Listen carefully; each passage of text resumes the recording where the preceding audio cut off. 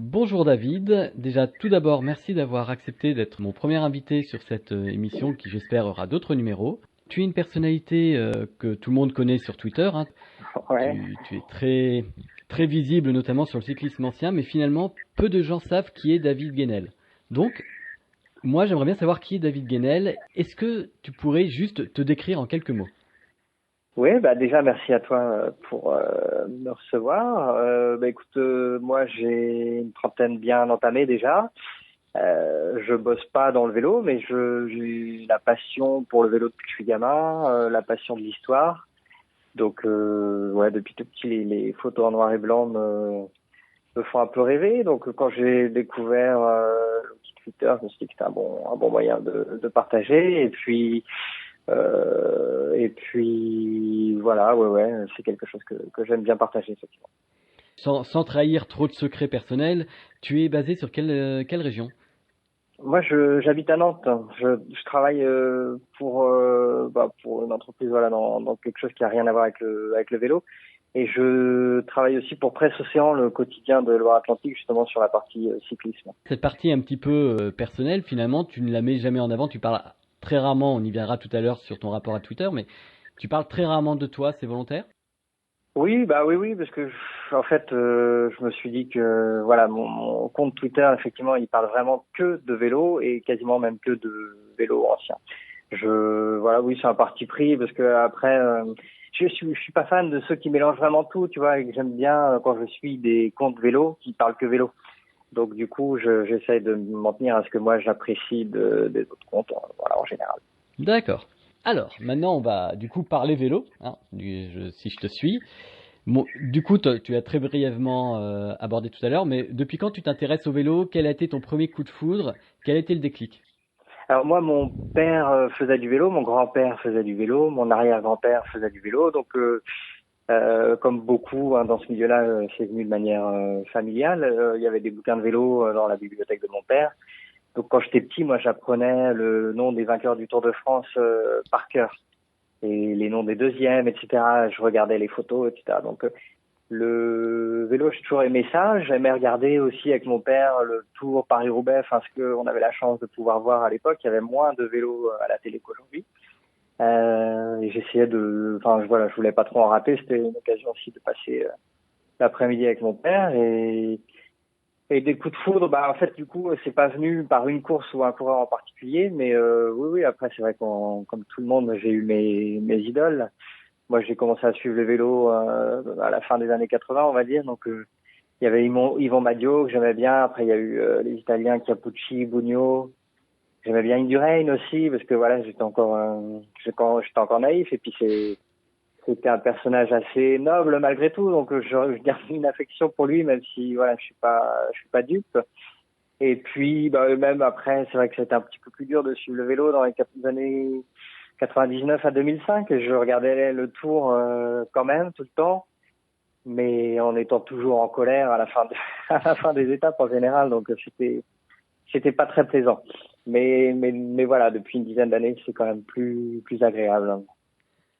Par rapport justement à cette enfance, est-ce que tu as une petite anecdote à nous confier sur justement voilà, sur ton enfance et le vélo?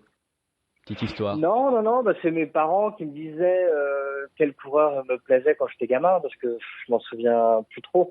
Par exemple, Yvon Madio, c'est vrai que je me souviens plus vraiment que je l'aimais tant que ça. Je comprends pas trop d'ailleurs. Il y avait, enfin, même si j'aime bien, mais voilà, il y avait peut-être des cadors un peu plus grands dans le peloton. Et non, bah après oui, je me souviens que, mais comme tout le monde, tu vois, quand j'étais gamin, moi je prenais mon vélo, j'étais Clavirola. J'adorais tirer Clavirola et du coup il y avait des petites bosses par chez moi, on faisait des courses avec les copains et puis chacun était quelqu'un. Donc moi j'étais Clavirola ou Anquetil parce que j'aimais bien Anquetil aussi. Déjà je l'avais pas connu mais voilà, ouais, on s'identifie quand on est petit, c'est sympa. Tu l'as aussi, pareil, tu l'as un petit peu abordé juste avant, ton rapport au cyclisme actuel, parce que finalement c'est vrai que tu parles de cyclisme ancien, tu parles aussi hein, de cyclisme actuel, mais quand même très clairement beaucoup moins. Et donc c'est vrai on connaît on connaît sans connaître ton avis sur le cyclisme actuel. Donc là du coup ça m'intéresserait de savoir un petit peu ton rapport à ce cyclisme-là. Ouais, bah déjà j'en parle peu parce qu'il y en a qui le font beaucoup et mieux que moi. J'ai pas spécialement de légitimité parce que je suis pas dans le milieu, donc autant le cyclisme ancien, je me suis beaucoup documenté, donc je pense connaître relativement bien. Le cyclisme actuel, je le suis, mais plus comme un passionné lambda.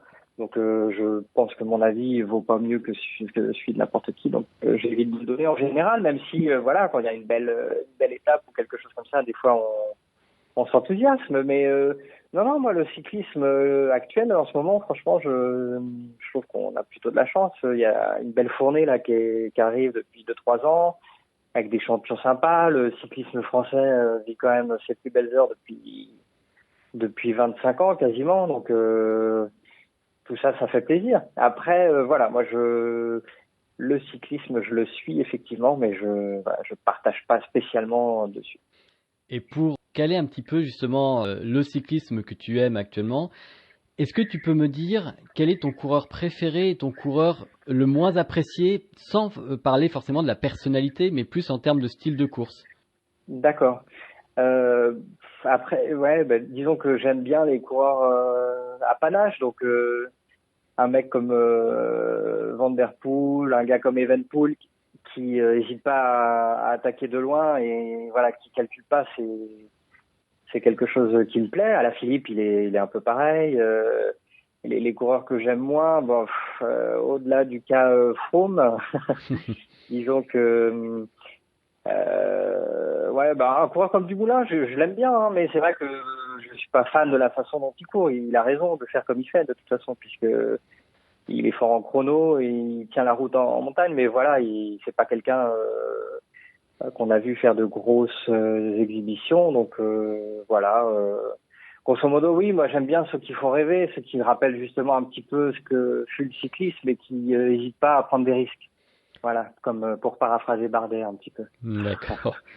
Et justement, par rapport à Dumoulin, c'est intéressant parce que tu l'as abordé. Dumoulin, c'est un peu le cyclisme capteur de puissance, seuil. Je sais pas le terme là qui me vient, c'est bien dommage, mais Oui, oui, c'est oui, pas oui, grave. oui, mais J'imagine que tu vois ce que je veux j'entends dire. l'idée. Et Absolument. justement, quel est ton rapport par rapport à ce cyclisme un peu, on va dire, stéréotypé quelque part? Oui, bah ça pour le coup, je m'exprime un peu là-dessus sur mon compte Twitter, mais c'est vrai que aussi bien les oreillettes que les capteurs de puissance, que tous ces trucs-là font que bah, les niveaux entre les coureurs sont vraiment nivelés. Déjà, le fait que leur entraînement soit beaucoup plus pointu fait que il y a moins de différence de niveau au départ des courses. Et si en plus on les bride au niveau de la stratégie, et ben on se retrouve avec des courses qui sont, oui, oui, qui on peut les calquer les unes sur les autres. Généralement, c'est rare que le scénario déroge à ce qu'on pense être au début de l'étape, quoi, ou de la course. Donc c'est pour ça que j'aime bien les coureurs qui viennent casser un petit peu les scénarios préétablis, comme on peut le voir sur Paris-Roubaix régulièrement, avec des gars qui partent à 50 bornes, voire plus de l'arrivée, comme on peut le voir parfois en montagne, mais globalement, oui. Moi, si ça tenait qu'à moi, si j'avais les rênes de l'UCI, je pense que j'aurais supprimé quelques petits joujoux dont usent un peu trop les coureurs, ouais. D'accord. En 2019, quel est le moment qui t'a le plus marqué? Bah, je pense que il y a eu pas mal de choses. Après, c'est vrai que ce qu'on retiendra, je sais pas, dans quelques années, ce que ce sera.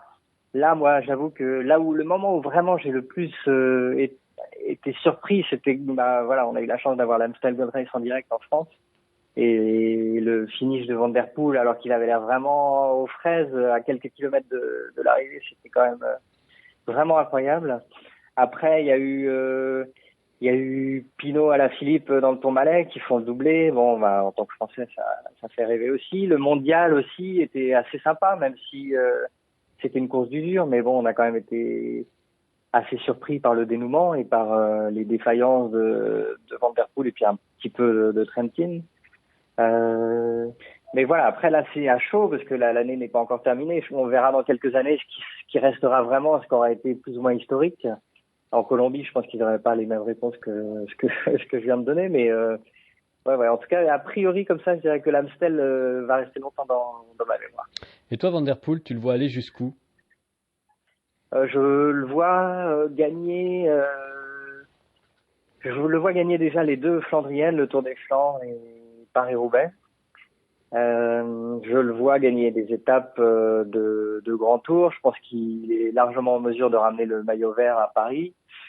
Et après, à voir si si son physique évolue. Je pense pas trop, et puis je le lui souhaite pas forcément. Mais disons que oui, je pense qu'il est en mesure, même Milan-San Remo, à mon avis, il peut avoir les armes pour le remporter. Donc là, on vient juste un petit peu d'avoir un avant-goût l'année dernière et puis surtout cette année. Donc on a envie d'en savoir plus, parce que même lui, il doit pas trop savoir jusqu'où il est capable d'aller. Donc Maintenant, tu t'intéresses au cyclisme ancien, ça tout le monde le sait. Mais alors depuis quand? Comment ça t'est venu? Pourquoi à ce point? alors oui, comme je disais, moi c'était déjà les bouquins de mon père dans la bibliothèque avec l'histoire du Tour de France que je feuilletais comme d'autres feuillettes des BD.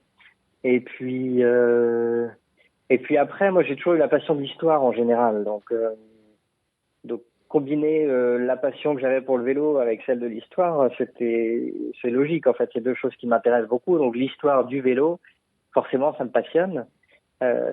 Et donc moi j'ai mon grand-père qui a gardé à peu près tous les miroirs sprint depuis 1950. Donc je m'y plongeais également quand j'étais petit.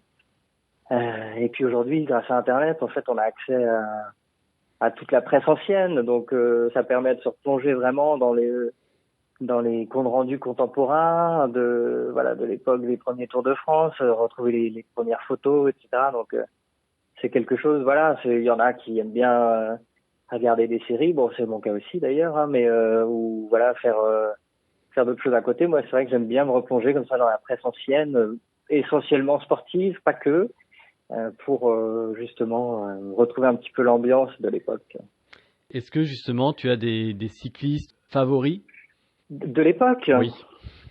Oui, bah, il y en a un que j'aime plus que d'autres. Effectivement, j'aime beaucoup François Faber, qui était quelqu'un qui, bah, vraiment pas calculateur déjà pour l'époque, qui était manifestement généreux, sympa. J'aime beaucoup aussi Lucien Petit-Breton, qui était vraiment un personnage vraiment tout en élégance, tout en finesse et tout en rage à la fois. Et j'aime bien les frères Pélissier, même si c'est vrai que ils n'étaient pas forcément des enfants de cœur, mais ils avaient des caractères vraiment particuliers qui ont fait que voilà, ils ont été capables de se construire le palmarès. Et puis quelques anecdotes de légende.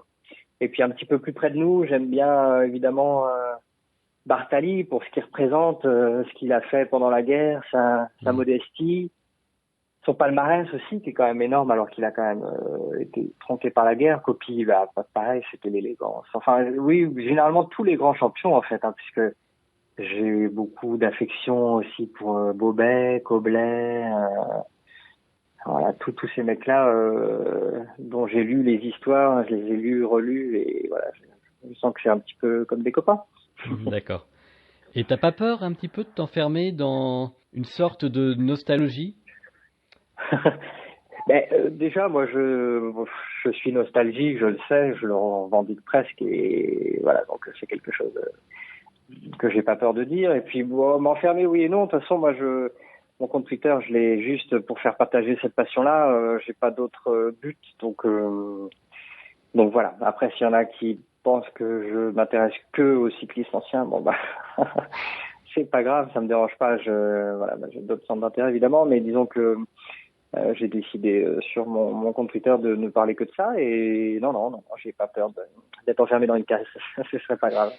Et par rapport à ce cyclisme ancien, est-ce que finalement on est sur le même sport? Parce que quand on regarde le sport d'avant-guerre et d'avant 1914, même d'avant 1939, on est quand même sur des règles différentes, des revêtements totalement différents. On est chez les pionniers, on a des distances hallucinantes. Est-ce qu'on est finalement sur le même sport? Alors oui, quand même, mais c'est vrai que ça a plus grand-chose à voir malgré tout, parce que ça ressemble plus aux courses genre transcontinentales qu'on peut voir aujourd'hui, entre des revêtements effectivement qui étaient voilà, le macadam était vraiment rare, le matos n'avait rien à voir, et puis les dépannages devaient se faire seuls, l'orientation devait souvent se faire seule également, donc c'était un petit peu aléatoire, on se perdait souvent sur les courses au début. Et puis, il fallait se rallier de tailler seul. Après, bien souvent, les coureurs devaient se démerder pour trouver un hôtel à l'étape. Enfin, c'est sûr que c'était beaucoup de la débrouillardise et que c'était pas forcément uniquement le plus fort qui s'en sortait. Il fallait aussi avoir un petit peu de sens d'orientation, un petit peu de chance, un petit peu de débrouillardise, être pas trop mauvais mécanicien. Voilà, c'était un ensemble. Mais disons que chaque course c'était une aventure, quoi. Chaque course, il y avait vraiment beaucoup de choses à raconter parce que il arrivait des histoires à tous les coureurs.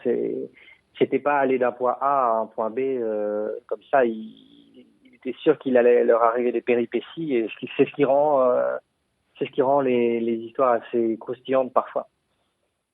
Et par rapport aux distances, justement, est-ce que toi, tu penses que ce genre de distance, il faudrait les réhabiliter? Je crois, non, il me semble que tu es pour, par exemple, le Paris-Bordeaux. Tu voudrais que ça revienne au goût du jour. Oui, bah alors, effectivement, Bordeaux-Paris a disparu il y a une trentaine d'années, mais déjà à l'époque, ils avaient du mal en fait à faire venir des professionnels parce qu'ils n'avaient pas envie de se cramer. Donc voilà, Bordeaux-Paris, ça arrive d'être compliqué à faire revivre, quoique je suis sûr qu'il y en ait quelques gars qui seraient pas contre le faire.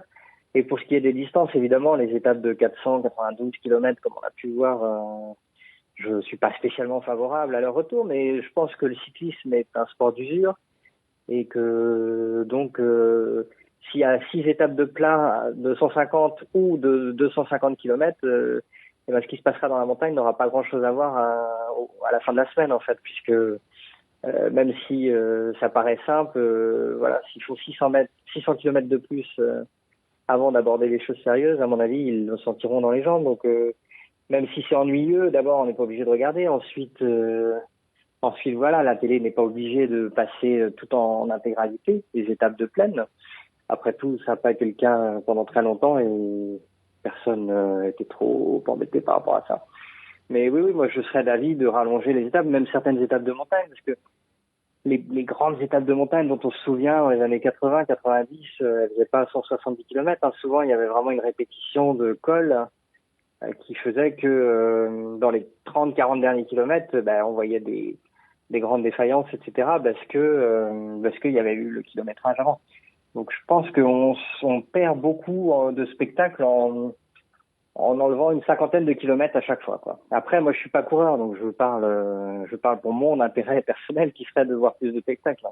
Donc je suis pas plus légitime qu'un autre à dire ça, mais en tout cas oui, si ça tenait qu'à moi, je rajoute un petit peu de kilomètres. D'accord.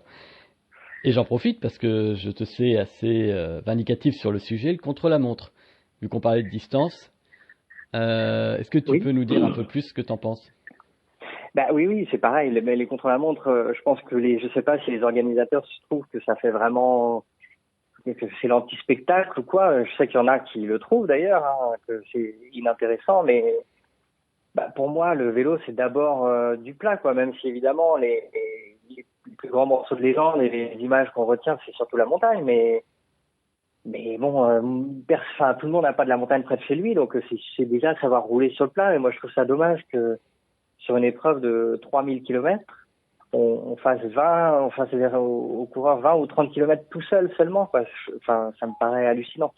Alors, sans aller dans les extrêmes, comme dans les années Hino, où il y avait 6 contre-la-montre dans le Tour de France, ou même avant, des fois, il y avait des contre-la-montre de 120, 140 kilomètres. Là, évidemment, les différences seraient trop énormes. Mais bon, moi, je pars du principe que c'est pas parce que Tom Dumoulin ou Roglic sont des bons grimpeurs qu'il faut plus mettre deux contre la montre, quoi. Les années Indurain, effectivement, il n'y a pas un suspense énorme pour le vainqueur du Tour, mais en tout cas, il y avait du spectacle dans la montagne parce que justement, comme il matraquait un peu tout le monde sur les chronos de 60, 70 km, eh bien, les grimpeurs, après, ils n'avaient pas le choix. Ils étaient à 5-6 minutes, ils pouvaient pas se contenter d'attendre les 4-5 derniers kilomètres du dernier col de la journée pour essayer de revenir et croire en la victoire. Donc, ouais, moi, franchement, c'est sûr que j'aimerais bien que on retrouve un petit peu au moins un chrono long et un chrono court, quoi. Un chrono de 30 et un chrono de 60. Je pense qu'on verrait plus de spectacles, contrairement à ce que pensent certains, et puis que, voilà, quoi, pourquoi toujours défavoriser ceux qui savent rouler. Mais t'as pas peur justement, comme on est avec des armadas, on va dire, alors je pense bien entendu Ineos, hein, mais maintenant tu as l'Auto Jumbo, que justement comme ils ont les plus gros coureurs, que finalement le tour soit plié dès le premier contre-la-montre. Parce que derrière, ils contrôleront, parce qu'ils ont les armes pour contrôler sans aucun problème. Bah, je pense que ce serait pas pire que ce qu'on a maintenant, de toute façon, puisque c'est déjà ce qui se passe, plus ou moins, quoi. Même si des fois on a l'illusion d'un suspense, au final, c'est toujours les mêmes, les mêmes qui gagnent, les mêmes équipes, et notamment Ineos, effectivement. Puis l'année prochaine, avec Jumbo, ça risque d'être, peut-être qu'on aura un duel entre ces deux équipes-là, mais j'avoue qu'il faudrait de toute façon tester, voir ce que ça donne, parce que tant qu'on n'a pas essayé, on voit pas ce que ça peut donner et quel impact ça peut avoir sur le spectacle. Mais moi, je pense que de toute façon, ça peut être combiné avec d'autres mesures, par exemple le salary cap, tu vois, de fixer un salaire maximum aux coureurs de façon à ce qu'ils puissent pas embaucher non plus 10 cracks dans la même équipe, parce qu'Ineos cette année, enfin je sais pas, mais ils doivent l'année prochaine ils ont 6-7 mecs capables de gagner un grand tour, quoi. Entre Sosa, Sivakov, Thomas, Froome, Bernal, Carapaz, enfin voilà, c'est sûr que là pour faire du spectacle ça va être compliqué quoi qu'il arrive, parce que ils sont juste trop forts, quoi. Mais bon, ça n'empêche pas d'essayer. D'accord. Ok David, bah là maintenant on va passer à la partie 2, ton activité vélo. Donc, pour résumer, hein, ton activité vélo, tu en as parlé, vu que tu as une vie en dehors du vélo, ça va être essentiellement ton compte Twitter. Donc, est-ce que tu te rappelles de quand tu t'es inscrit sur Twitter et quel a été ton premier tweet? Alors, je me rappelle, non, disons que je sais que je me suis inscrit en 2013, c'est écrit sur mon profil, mais je n'ai aucune idée exactement de quand je l'ai fait et encore moins de mon premier tweet. Je sais que je m'étais inscrit à la base pour suivre le handball, figure-toi, et que je me suis inscrit, comme beaucoup, j'ai rien compris de comment ça fonctionnait, donc j'ai laissé tomber. Et je suis revenu à Twitter il y a 2 ans et demi, quoi, à peu près. En fait, je travaillais pour un site de vélo à l'époque, que tu connais. Tout à fait. Et dont le patron m'avait dit que ce serait bien qu'on ait tous un compte Twitter pour pouvoir communiquer l'équipe, etc. Donc du coup, j'avais exhumé ce compte. Et puis petit à petit, j'y ai trouvé l'intérêt. J'ai compris comment ça fonctionnait déjà, et puis j'ai compris que ça pouvait être un bon outil pour publier des photos et des histoires. Et justement, bah, à quel moment c'était venu d'avoir cette ligne éditoriale sur le cyclisme ancien? Bah, assez rapidement. C'est vrai qu'au début, je postais pas que des trucs sur le vélo ou pas que des trucs sur le vélo ancien. Puis je me suis rendu compte que voilà quoi, c'était mieux justement comme tu dis d'avoir une ligne éditoriale entre guillemets pour que ce soit pas fouillis. Et donc bah c'était assez vite devenu une évidence que c'est vraiment ce qui m'intéresse le plus. C'est déjà ce que je postais le plus. Donc du coup petit à petit je me suis vraiment focalisé que là-dessus. Est-ce que tu as en tête ton tweet qui aurait le plus marché et ensuite celui dont tu es le plus fier?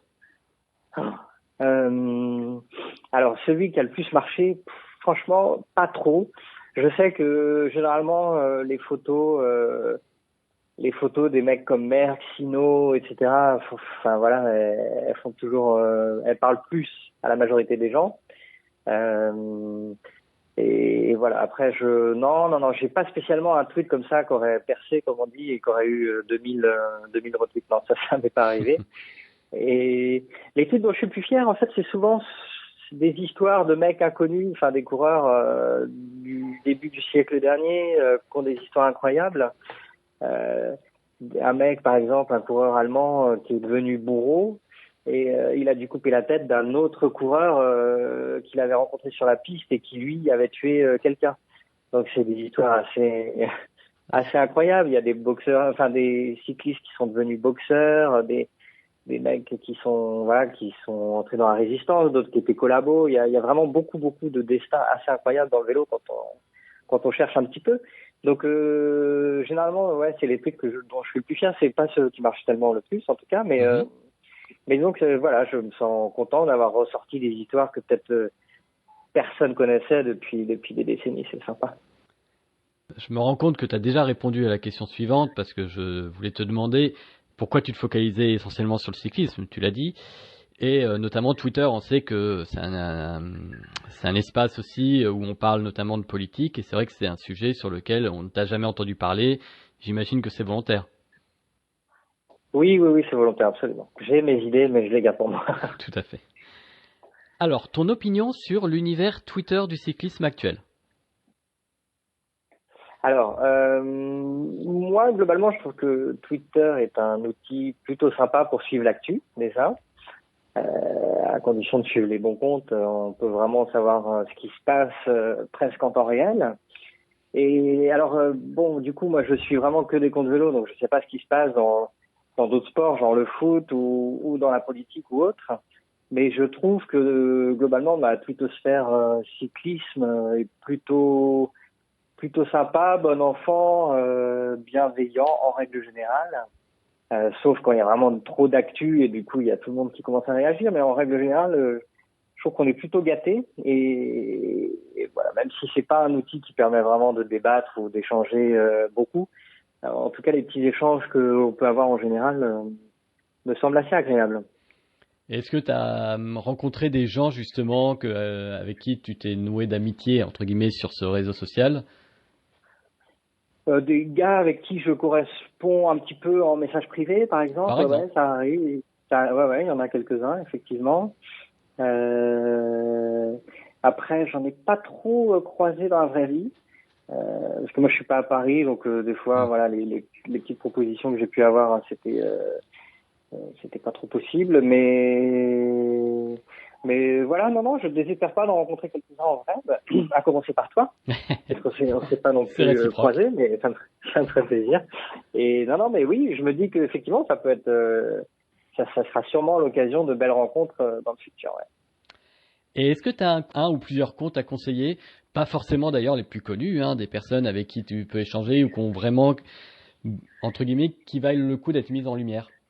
Euh, Moi, j'en suis pas beaucoup, je te cache pas, et du coup, ceux que je suis, la plupart les connaissent. Hein, Hmm. c'est les comptes d'actu du vélo dont tout le monde connaît plus ou moins les noms et voilà, non, en tout cas, regardez dans ceux que je suis, puisqu'ils sont tous intéressants, si vous voulez avoir des infos. Alors, maintenant, par rapport à ce compte, qu'est-ce que tu comptes en faire dans le futur? Concrètement, tu me vois venir. Est-ce que toi, tu as un plan pour l'après Twitter ou pas? Non, pas du tout. Déjà, je savais pas trop à la base. Enfin voilà, je l'ai créé un petit peu sur demande. Du coup, je le fais vivre pas mal. Je sais pas ce qu'il en sera dans 6 mois, un an ou autre. Alors, Je ne sais pas du tout. je vais préciser ma question. Et justement, ces histoires que tu racontes sur Twitter, t'as pas envie de les matérialiser sur quelque chose de plus physique, en clair un livre? Oui, bah, oui, oui. Là, du coup, je te vois mieux venir. Et non, si, peut-être, ça me trotte dans la tête vaguement, mais il faut que je réunisse un petit peu plus de matière pour vraiment voilà, que ça va se matérialise aussi dans mon esprit et sur une feuille de papier. Donc, c'est pas exclu. J'y ai songé, mais voilà, il n'y a pas vraiment encore de choses très concrètes. Tu avais dit à un moment justement que ce serait bien que les coureurs professionnels maîtrisent peut-être un peu mieux, ou connaissent, on va dire plutôt, un peu mieux l'histoire de leur sport. Est-ce que toi, justement, c'est quelque chose qui te manque toujours? C'était, je crois, il y a un an, t'en parlais. Oui, bah, c'est vrai que, mais c'est valable dans les autres sports et tout. Ça m'a toujours surpris que des mecs qui vivent de quelque chose méconnaissent totalement ceux qui ont exercé le même métier qu'eux et qui étaient connus. Et voilà, et ça me surprend. Mais en foot, je pense que c'est pareil, voire pire. Et en vélo, bah, disons que moi, qui suis passionné, j'ai du mal à concevoir que des mecs dont c'est le métier ne puissent pas à minima être intéressés par l'histoire de ceux qui les ont précédés, quoi.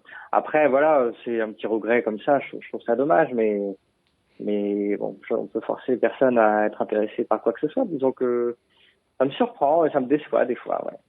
Et pour rester en positif, est-ce que tu as déjà eu des échanges avec justement un ou deux coureurs professionnels sur ce sujet? Sur ce sujet de leur passion, non. Mais il y a quelques coureurs quand même qui ont l'air intéressés.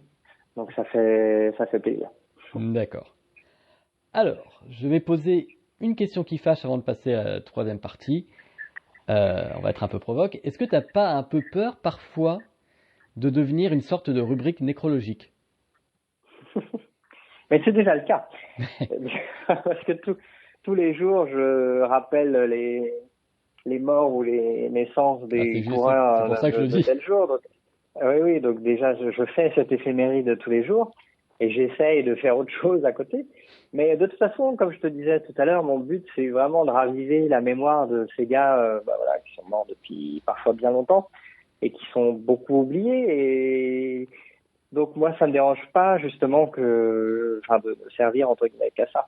C'était le but principal de mon compte, donc non, j'ai pas peur. C'est plutôt le but. D'accord. Alors, troisième partie. Troisième partie, je vais te faire quelques citations et tu vas me dire, ou essayer de me dire qui les a faites. Et ensuite, on va en parler un petit peu. Alors, première citation, les gens qui n'aiment pas le vélo nous ennuient, même quand ils n'en parlent pas. Je crois que j'ai déjà entendu celle-là. Alors, normalement, non j'ai pris des citations que tu peux connaître ou tu peux deviner la personne. D'accord, ben oui, en tout cas, je te confirme que celle-là, elle m'est déjà passée sous les yeux. J'aurais dit Madio, mais c'est qui? C'est Michel Audiard. Michel Audiard, d'accord. Oui, exact. Ouais, bah tu vois. Mais oui, bah elle est pas mal. J'aime bien Michel Audiard, effectivement. C'est un personnage. Voilà, il a écrit des dialogues pour des films que tout le monde connaît encore aujourd'hui. Et puis, il était passionné de vélo, il en parlait bien et il en faisait parler Gabin dans ses films. C'était vraiment la gouaille du Parisien des années 50, 60. Ouais, un sacré personnage et puis amoureux de vélo, donc forcément quelqu'un de bien. Hein. Et par rapport à sa phrase, est-ce que ça te concerne?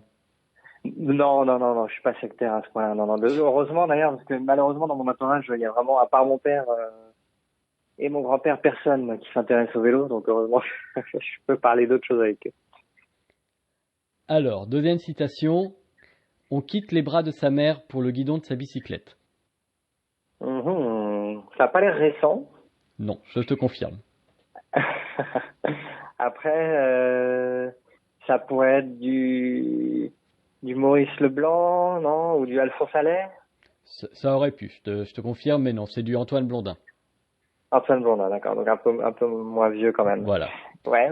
Bah écoute, oui, ça n'a pas été trop mon cas en tout cas parce que moi je pratique le vélo comme ça pour aller au boulot et puis de temps en temps le week-end. Mais en tout cas, oui, c'est vrai quand on est gamin quelquefois là, on est tout le temps sur un vélo donc il y a quelque chose. C'est vrai, c'est une belle phrase. Et au-delà de la citation, qui pour toi écrit le mieux sur le vélo? Ou a écrit le mieux? Oui, Blondin, j'aime beaucoup, mais après son style n'est pas forcément ce que je préfère. C'est un petit peu, voilà, beaucoup de calembours, etc. C'est génial, mais à la fois c'est pas le style que j'apprécie le plus. Moi, j'aime bien un gars comme Bobet, par exemple Jean Bobet, qui a écrit des bouquins dans un style assez châtié. J'aime bien aussi le chroniqueur, journaliste qui est mort il y a 20 ans, mais Roger Bastide, qui a écrit pas mal de bouquins aussi. Le peu que j'ai lu de Philippe Brunel aussi, vraiment, effectivement, dans les plus récents. Louis Nucera aussi, qui était écrivain plus que journaliste, mais qui a écrit sur le vélo, sur René Vietto notamment. Voilà, il y a eu des grandes plumes qui se sont intéressées au vélo et celles-là font partie de celles qui me plaisent le plus et dont je me souviens au moment où je te parle. D'accord. Alors, je vais avoir deux citations miroirs. On va déjà commencer par la première. Aucun spectacle ne saurait être comparé à celui que le Tour de France offre chaque été aux populations de nos belles provinces. Le Tour de France est une croisade, un pèlerinage, un enseignement, un exemple. Alors celui-là, tu peux pas me le louper, celui-là, normalement. Ah, tu mets la pression en plus. Ah, totalement. Je peux pas te le louper. Ah non. Tu n'as pas le droit. C'est récent? Non, justement. Non, je sais pas, on aurait bien dit du Desgranges ou quelque voilà. chose. Ah, bon. Young, Je c'est... me sauve. Voilà, bravo. Ouais, ouais, bah, il était assez grandiloquent, donc ça m'étonne pas de lui. Non, mais en même temps, il a raison. Hein, et ce qui est marrant, c'est que dès 1904-1905, en fait, il avait déjà compris que le Tour de France c'était quelque chose d'énorme mondialement, quoi. Donc il était vraiment visionnaire, le gars. Et tu penses quoi du personnage qui est quand même assez fascinant, Ouais, bah, qui a le il est assez particulier. Ouais, ouais. Il devait pas être commode tous les jours déjà, je pense. Ça devait pas être un rigolo. C'était un bosseur vraiment acharné, tu vois. Il multipliait les casquettes. Il était directeur de Vélodrome, il était rédacteur en chef du journal, il était chroniqueur. Il suivait le Tour au jour le jour quand même dans les premières décennies. Et puis bon, oui, c'est sûr que voilà, à la guerre, il a signé des papiers qui étaient vraiment très très anti-allemands. Donc on peut vraiment parler de racisme. Mais bon, à la fois, il a été s'engager alors qu'il n'était pas obligé. Voilà, donc il était à la fois exemplaire et vraiment pas très fréquentable. Mais bon, rien que pour le fait que c'est grâce à lui quand même que l'idée se soit matérialisée, je lui garde une petite affection. Alors bah du coup, je vais passer sur la citation miroir. Alors qui a dit: Je suis dans la voiture de Christian Prudhomme, il vient de sortir le champagne. Je n'en peux plus, quel sport de beauf avec leur casquette cochonou. Je pense qu'il va y avoir un drame avant la fin de l'étape. Aucune idée. Ça devait être quelqu'un qui était invité, c'est ça, C'est ça, dans une étape. c'est Ouais, ça. et dis donc, quand on pense qu'on donne des invitations à des gars comme ça et qu'on n'en Voilà, aura jamais le droit. Mhm. c'est ça. Donc c'est Rachida Dati. D'accord. Ah ouais, d'accord. Ouais, ouais. Bon, bah, no comment. Et indépendamment de ça, justement, quelle image donne le vélo à l'extérieur quand tu en parles, par exemple, à des gens qui n'y connaissent rien? Et ben, que vraiment, ils y connaissent rien, quoi. Et du coup, bah, déjà, bon, après, je leur en veux pas, mais ils sont pas trop capables de parler de quoi que ce soit, mais mais j'ai pas trop, moi, parce que je sais que toi, ton retour, c'est que ça parle beaucoup dopage. Moi, ça va, on ne saute pas trop là-dessus. Mais faut dire que j'évite de trop dire que j'aime le vélo, en général. Parce que je sais que ça intéresse personne dans 9 cas sur 10. Et que effectivement, le risque, ça va être que soit on me parle de dopage, soit de Armstrong, enfin bref, des sujets que j'ai pas spécialement envie d'aborder avec des gens qui suivent pas du tout le sport. Donc généralement j'en parle vaguement avec ceux que je sais que ça peut intéresser ou qui m'en parlent un petit peu parce qu'ils s'intéressent un petit peu à telle ou telle chose, mais voilà, c'est un sujet que j'essaye d'éviter avec ceux qui s'en fichent. T'as pas le côté un petit peu missionnaire. Non, pas du tout. Non, non. Et ok. Dernière citation. Les spectateurs ou les téléspectateurs sont notre baromètre. S'ils s'emmerdent, c'est qu'on n'est pas bon. C'est un organisateur qui a dit ça? Non, Un directeur sportif? c'est un manager, on va dire. Un manager, hein, d'accord. Alors ça va pas être Dave Braceford, je pense, parce qu'il en a rien à foutre. Qu'on s'emmerde lui. Bah je sais pas, ça ressemble plutôt à du, ouais, bah pour le coup je vais redire Madio. C'est ça, C'est ça, c'est Madio, ouais, ouais, c'est ça. bah ouais, ouais. Oui, bah Et c'est un des gars qui a encore un grand franc-parler dans le métier. On n'a plus beaucoup, donc j'apprécie. indépendamment du coup de la citation, est-ce que le vélo doit être systématiquement un spectacle ou pas, sachant qu'on sait que le spectacle peut mener à certaines dérives? Bah déjà, bon, moi je pense que le sport est un spectacle. Hein. Si les gens regardent, c'est qu'ils voilà, ils regardent comment ils regardent un spectacle. Euh, donc si c'était vraiment jamais spectaculaire, il n'y aurait pas de spectateurs, hein, comme on les appelle, et ni de téléspectateurs, ni d'argent, ni de coureurs professionnels, ni de personnes qui vivraient de ça, ni rien. Donc je pense que le vélo aurait tout intérêt à être le plus intéressant possible, sachant que moi, je suis pas sûr de la corrélation entre spectacle et dopage, parce que voilà, il y avait beaucoup plus de spectacles il y a 100 ans qu'il y en a aujourd'hui, et enfin, pas toujours, hein, mais disons que en règle générale, et alors que les mecs qui carburaient au rouge à peu près ou à l'eau de vie, quoi. Donc je sais pas. Je sais pas. C'est difficile d'avoir un avis vraiment tranché sur la question, mais disons que je pense quand même que le vélo a tout intérêt à être le plus intéressant possible, de façon à ce que les spectateurs continuent de venir et de regarder la télé surtout, à ce qui paye quand même les sponsors et donc par ricochet les coureurs. Alors, dernière partie, les questions d'actu. Donc je vais te faire 3 questions d'actu, plus ou moins proches, et on va en discuter. Alors, Ouais. le premier point d'actu, et c'est pas une actualité très récente, hein, malheureusement, mais elle est encore dans la mémoire de tous, c'est-à-dire la mort de Poulidor. Et qu'est-ce que représentait pour toi Poulidor? Bah, Poulidor, c'était l'âge d'or du cyclisme français d'après-guerre, les années 60. C'était la rivalité avec Anquetil, et puis moi j'associe toujours en général à l'époque que c'était quoi. Mhm. C'était les années 60, 70. Je les ai pas connus ces années-là, mais j'en suis quand même nostalgique, ça m'empêche pas.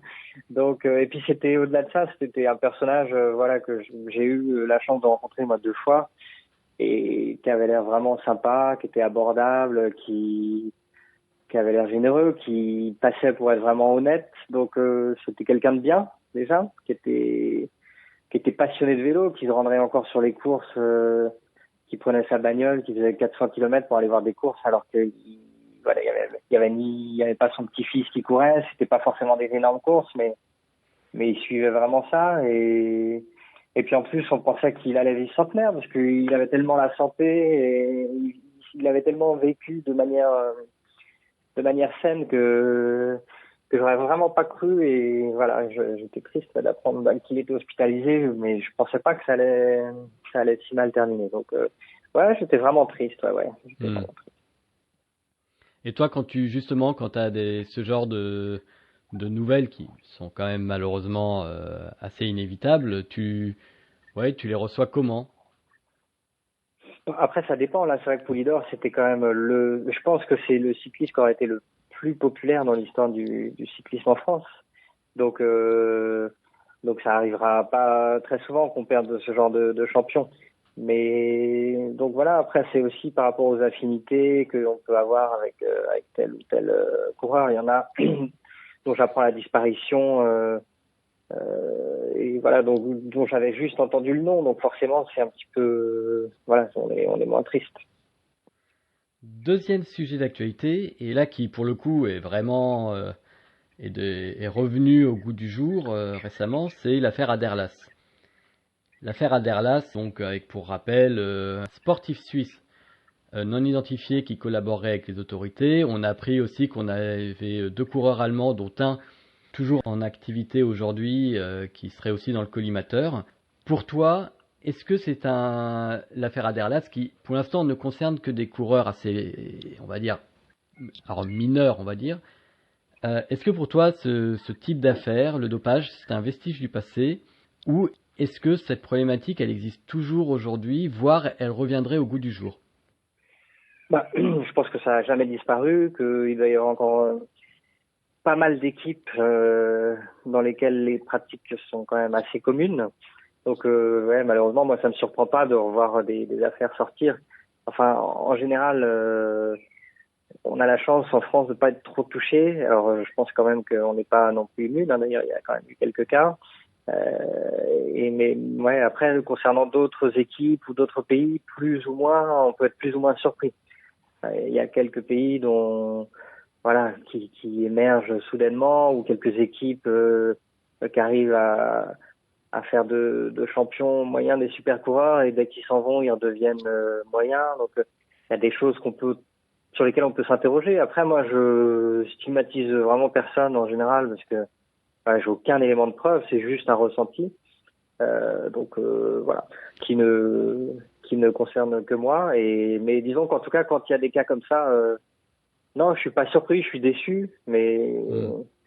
mais non, je pense que c'est pas des choses qui appartiennent au passé. Mais je pense quand même que on est loin de ce qu'on a pu connaître il y a une quinzaine d'années. Enfin, on est loin, mais d'un autre côté, paradoxalement, on a quand même pas mal de records qui tombent actuellement. Des records notamment Alors il d'ascension. paraît, d'ascension, ouais, il paraît. J'avoue que s'il y a des trucs dont je me contrefous, c'est les temps d'ascension, les watts, tout ça. Ça m'intéresse tellement pas.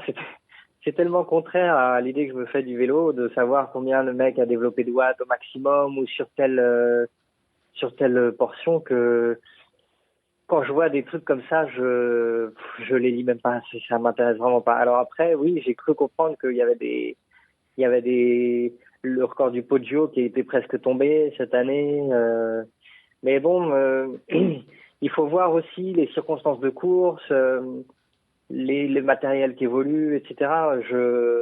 Un temps de référence peut pas suffire à dire si tel coureur est dopé ou pas. C'est vrai que si quelqu'un bat le record de Pantani dans l'Alpe d'Huez, on pourra toujours s'interroger, je pense, avec raison, mais sur des courses, sur des ascensions qui ne sont pas empruntées très souvent, voilà, sur des courses qui sont de plus en plus courtes et où souvent tout se joue à la fin, il y a moins d'ascensions intermédiaires. Donc ça me paraît pas illogique que les gars aient plus vite sur la dernière bosse du parcours aujourd'hui. Est-ce que tu as justement une performance qui t'aurait interpellé ces dernières années, particulièrement? Non, celle à laquelle je pense date un petit peu. Hein, il y avait Froome dans le Ventoux qui était quand même assez fascinant. Pas quand il court, hein. Non, non, je vois 2 ans bien. avant, en 2013. Face à Quintana et Et Contador. ouais, exactement. Et puis c'est vrai que j'ai beaucoup de doutes aussi par rapport à. Mais bon, voilà, par rapport à un certain coureur suisse qui a pris sa retraite. Oui. Voilà, où il y a des images qui sont assez frappantes, mais bon, là encore, dans la mesure où voilà, ça reste que une opinion personnelle. Voilà. Pas besoin d'en dire des tonnes, mais disons que oui, il y a des gars pour lesquels j'ai pas trop de doutes et je pense vraiment, je suis convaincu qu'ils tournent pas le clair. D'accord. Dernier point, plus sportif là cette fois-ci. Jumbo Visma vient de publier cette semaine l'équipe type pour le prochain Tour de France. Est-ce que tu les vois justement au même niveau qu'Ineos avec cette équipe? Et surtout, est-ce que toi tu penses que les trois leaders vont pouvoir collaborer ensemble? Est-ce que ça va faire une Movistar ou est-ce que ça va faire une Ineos? Alors déjà, oui, j'attends de voir parce que c'est très bien de divulguer ça 7 mois avant, mais bon, on verra au début juillet s'ils sont tous en forme, s'ils sont pas blessés, etc. Mais sur le papier, là, si l'équipe était telle qu'elle est indiquée, sur le papier, ils ont moyen effectivement de mettre en défaut Ineos. Bon, tout dépend du niveau du coureur le plus fort dans chaque équipe, puisque si Bernal est vraiment au-dessus ou si Roglic est vraiment au-dessus, bon, bah, je pense qu'avec les équipiers qu'ils auront, voilà, ça se jouera quand même à la pédale entre le plus fort. Après, en ce qui concerne le leadership, je pense qu'effectivement, Kruijswijk, je le vois quand même un peu en dessous, donc j'ose espérer que, enfin, de toute façon, c'est pas le mec le plus offensif qui soit, donc je le vois pas faire des vagues, il y a trop. Et entre Dumoulin et Roglic, je sais pas, tout dépend ce qu'ils se sont dit entre eux avant. Enfin, qu'est-ce qu'on a dit à Dumoulin quand il a signé Ça m'a surpris qu'il aille là-bas. Mhm. Je suis surpris qu'il soit aligné sur le même grand tour dès la première année. Parce que Dumoulin, voilà, c'est pas si vieux, son Giro remporté, hein, c'était il y a 2 ans, donc 2 ans et demi. Donc je je pense qu'ils ont tous les deux le potentiel pour gagner le tour et je suis surtout curieux de voir comment ça va se passer. Je pense qu'ils auraient moyen de s'entendre, mais ne connaissant pas trop leur personnalité et encore moins ce qu'ils ont pu échanger, voilà, je suivrai ça avec curiosité, c'est sûr. Et est-ce que tu penses qu'un homme seul, alors seul, c'est un peu exagéré, avec une équipe moins forte, je pense notamment à Thibaut Pinot, peut tirer son épingle du jeu, ou est-ce que quelqu'un qui a une équipe plus faible est condamné finalement à ne jamais pouvoir l'emporter? Non, je pense que si Pinot était vraiment le plus fort, par exemple, hein, en parlant de lui, s'il était vraiment le plus fort, sauf fait de course défavorable, genre une crevaison qui intervient dans une descente alors qu'il reste encore un col derrière ou ce genre de choses, et que ces mecs derrière sont loin, parce que il a Gaudu qui est pas forcément loin derrière à mon avis. Donc je pense que voilà, s'il y en a un qui est vraiment au-dessus, il peut quand même gagner. Mais disons qu'il faut qu'il bénéficie quand même d'un petit peu de chance et qu'il ait surtout pas de d'éveil quoi. Mais après de toute façon, je pense que les plus forts sont dans les deux équipes dont on parlait tout à l'heure. Donc Pinot, s'il conserve vraiment le même niveau qu'on l'a vu cette année, il aura sa chance. Mais bon, c'était la première fois qu'on l'a vraiment vu aussi fort, donc est-ce qu'il sera capable de retrouver exactement ce niveau-là, voire mieux? Et est-ce que les autres n'auront pas encore progressé? Roglic et Bernal, ça fait pas très longtemps non plus qu'ils sont dans le peloton, donc est-ce qu'ils n'auront pas encore franchi un palier? Je sais pas. Mais j'avoue que si je devais mettre un billet, je pense que je miserais sur un gars d'Ineos ou de Jumbo quand même. Hein. D'accord. Dernière question, David, pour conclure ce premier podcast. Tout simplement, qu'est-ce que tu attends de 2019? De 2020. Oh mon Dieu, de 2020. Parce que 2019, je peux te le dire de manière assez précise. De 2020, non, j'attends de vibrer autant qu'en 2019. Ce serait déjà super de revoir, de voir la progression des gars là qu'on a vu cette année, les jeunes. C'est vrai que c'est ma première envie, c'est de voir un petit peu ce que vont donner Pogačar, Bernal, Van der Poel, Evenepoel, Van Aert, tous ces gars qui sont plus ou moins jeunes, mais en tout cas qui sont jeunes dans le peloton. Donc j'ai vraiment envie de voir lesquels vont franchir un palier, lesquels vont stagner, lesquels on va pas forcément voir. Ça c'est vraiment quelque chose qui m'interpelle. Après, je suis curieux de savoir si Gilbert va réussir à gagner San Remo et devenir le troisième coureur à remporter, le quatrième coureur à remporter les cinq monuments comme on dit. Je suis curieux de voir ce que la saison va faire à la Philippe. J'ai hâte de voir le mondial en Suisse aussi, qui a l'air assez montagneux. Donc, est-ce qu'on aura encore une belle course? Est-ce que Pinot va retrouver son niveau au mois de juillet? J'espère, en tout cas. Mais voilà, ouais, non, je suis assez emballé par la saison qui vient. Donc, on verra ce qu'elle nous réserve. Mais en tout cas, je l'attends avec pas mal d'impatience. Ok, parfait. Écoute, merci David. Merci à toi, Bertrand. On conclut le podcast sur cette note positive et je rejoins ton espoir. J'espère qu'on aura une année 2020 aussi intéressante que celle qu'on vient d'avoir cette année. Merci encore à toi. Merci Bertrand.